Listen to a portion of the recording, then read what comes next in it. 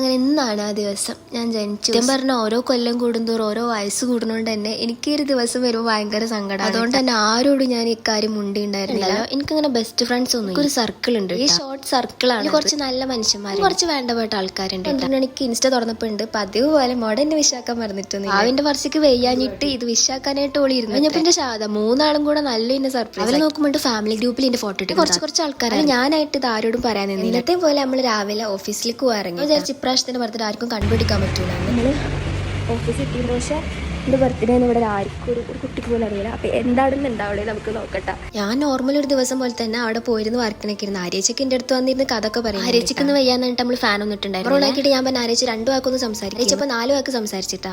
അതിന് പുറത്ത് ക്യൂടെക്സ് വീണപ്പോ കഴുകിയ കുഴപ്പമില്ലെന്ന് വർഷേച്ചി പറഞ്ഞു. അതുകൊണ്ടാണ് ഞാനങ്ങനെ ചെയ്തു. ഈ വേസ്റ്റ് ബോക്സ് ഒക്കെ കൂട്ടിച്ച് മന്തി ആയിക്കാളെ പൈസ കിട്ടുന്നുള്ള ഒറ്റ പ്രതീക്ഷയാണ് റീസ് ഇതൊക്കെ ചെയ്യൊക്കെ ചുക്കാൻ പിടിക്കാൻ നമ്മളായി. പിന്നെ ലഞ്ച് ബ്രേക്കിന് ടൈം ആയിട്ട് അപ്പൊ നമ്മളെല്ലാരും കൂടെ ഫുഡ് ബ്രേക്കിൽ നേരത്തെ കഴിഞ്ഞുകൊണ്ട് നമുക്ക് ടൈം ഉണ്ട്. അപ്പൊ നമ്മൾ ഒരു റീൽ എടുക്കാന്ന് വിചാരിച്ചു എല്ലാവരും കൂടെ റീൽ എടുക്കായിരുന്നിട്ടാ.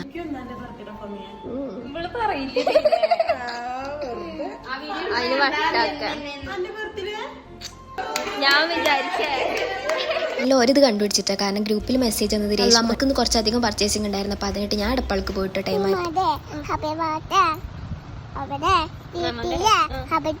ഇങ്ങനെ ചെയ്യുന്ന പ്രാവശ്യത്തെ പോലെ തന്നെ ഇപ്രാവശ്യം വീട്ടിൽ എനിക്കൊരു കേക്ക് ഉണ്ട്. പ്രാവശ്യം ഇക്കാവും ബാബയും കൂടെ ആയിട്ട് നമുക്ക് സംഭവം അടിപൊളിയായിരുന്നു. അങ്ങനെ പിന്നെ ആ കേക്ക് കട്ടിങ് കഴിഞ്ഞപ്പോൾ ഞാൻ പിന്നെ ഫോട്ടോ എടുക്കാന്ന് നമുക്ക് കുറച്ച് വർക്കിന്റെ ഫോട്ടോസ് എടുക്കാൻ. പിന്നെ കാത്തുനിന്ന് വീണ്ടും സർപ്രൈസ്. ഉത്തന്റെ വക ഒരു കാർഡ്, അതുപോലെ തന്നെ ഷാദന്റെ വകയും പാത്തുവിന്റെ വക ഒക്കെ കാർഡ്സ് ഉണ്ടായിരുന്നു. അപ്പൊ അങ്ങനത്തെ കാർഡ്സ് ഒന്നും കൂടെ സ്പെഷ്യൽ കാർഡ്സ് ഒക്കെ വേറെ ലെവലടാ. മറ്റേ ഡോറൊക്കെ തോന്നുന്നു നല്ല പണി എടുത്തിട്ടുണ്ട് സംഭവം. ഞാൻ ഹാപ്പി ഈ ഒരു സാധനം കണ്ടിട്ട് ഓരോരുത്തർ അറിയാൻ ലേറ്റ് ആയിട്ട് നമുക്ക് കേക്ക് ഒന്ന് വാങ്ങിച്ചു നമ്മൾ ഓഫീസിൽ താല്പര്യം. അതുകൊണ്ട് തന്നെ ചേച്ചിമാരെല്ലാരും കൂടി ഇന്നിന്റെ സർപ്രൈസ്. ഞാൻ മെൽറ്റാടാ ഇത്രയും പ്രതീക്ഷിച്ചു. ഞാൻ സർപ്രൈസ് ഓരോ വിചാരിച്ച് ഞാൻ അഭിനയിച്ചു. സംഭവം അടിപൊളിയായിരുന്നു. എനിക്ക് എന്തായാലും ഇഷ്ടപ്പെട്ടു. Thank you guys. അങ്ങനെ പിന്നെ ഞങ്ങൾ എല്ലാവരും കൂടെ നല്ലൊരു ഫോട്ടോ എടുത്ത് എനിക്ക് തരാൻ വേണ്ടി പാരക്കര ഒരു ഡെഡിക്കേഷൻ 2 പഴയും അതുപോലെ അരിച്ച വളരെ ഗംഭീരമായി നമ്മുടെ ബർത്ത്ഡേ സീസണിന്റെ അവസാനം ബാക്കി വന്ന കേക്ക് ഫ്രിഡ്ജിൽ വെച്ച് അങ്ങനെ ഇന്നത്തെ ദിവസം അങ്ങോട്ട് കഴിഞ്ഞു.